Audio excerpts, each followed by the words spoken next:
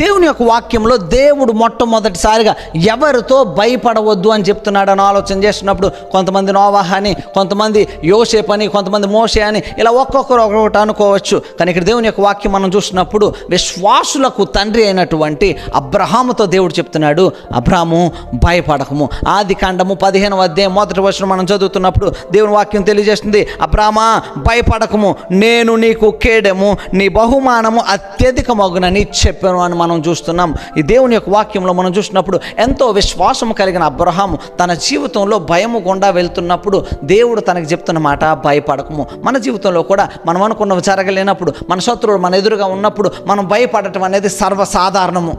కానీ భయంలోనే మనం బ్రతికామనుకోండి, అది మనలను ఏం చేస్తూ ఉంటుందంటే పడదోసేస్తుంది. ఆ భయం మనల్ని ప్రభావితం చేస్తుంది. ఆ భయం మనల్ని పతనం వైపు నెట్టేస్తుంది.